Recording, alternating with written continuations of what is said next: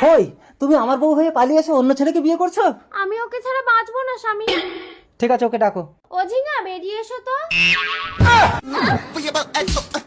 আরে এ তো একটা মেয়ে, তুমি মেয়ে হয়ে একটা মেয়ের সংসার নষ্ট করছো। তুমি পারবে একটা বাচ্চার জন্ম দিতে? আমি বাচ্চা চাই না, আমি খইকে চাই। ঠিক আছে খই, তুমি ওকে সঙ্গে নিয়ে বাড়ি চলো। যেতে পারি, আমাদের একটা আলাদা রুম দিতে হবে। খই সবসময় আমার কাছে ঘুমাবে। আচ্ছা ঠিক আছে, আমি না হয় কোলবালিশ জড়িয়ে ঘুমাবো। চলো বাড়ি চলো। এসো, তোমরা দুজন এই রুমে থাকবে আর আমি এই রুমে থাকবো। কিছুদিন পর। কি হলো ঝিঙা, তুমি বমি করছো কেন? দেখি দেখি, তোমার পেটে তো বাচ্চা। আমি না। তোমার জন্য আমি পুরুষের সঙ্গ ছাড়লাম আর তুমি পরপুরুষের সঙ্গ ধরেছো। বলো কার সাথে কি করেছো?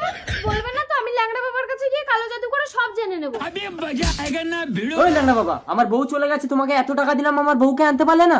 এই কচু, কচু না, সবাই আমাকে কচু দা বলে ডাকে। আমি সাধু হয়েছি কেন বলতো? কেন? আমার বউ চলে গেছে বলে। আজ থেকে পিস্তল ছেড়ে দুজনে মিলে সাধু ব্যবসা করবো। ল্যাংড়া বাবা। আরে মাটিতে শুচ্ছ কেন? তুমি আমার বুকে সব সুন্দরী। কি সমস্যা বালিকে? চলো।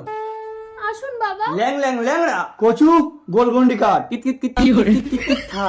এবার তোর মেয়ে স্বামীকে ডাক। ও ঝিঙা বেরিয়ে এসো তো। দেখি দেখি। আরে এই তো আমার বউ। দেখেছিস, ল্যাংড়া বাবার আশীর্বাদ থাকলে মাস ঠিক ফেরত পাবি। কিন্তু প্রেগনেন্ট হলো কি করে? সেটা আমি দেখছি। এই তোর ঘরে কজন পুরুষ থাকে? একজন, শুধু আমার স্বামী, কিন্তু সে তো আলাদা ঘুমোয়। জটিল সমস্যা। ল্যাং ল্যাং ল্যাংড়া কালো জাদুর দ্বারা এই গাজরটাকে মোচড় দিলে আসল আসামি ঠিক জায়গায় টান পড়ে বেরিয়ে আসবে। সোনা ব্যাং কলা ব্যাং খাবি ল্যাংড়ার ল্যাং। ল্যাংড়া বাবা মোচড় দিও না, লাগে লাগে লাগে।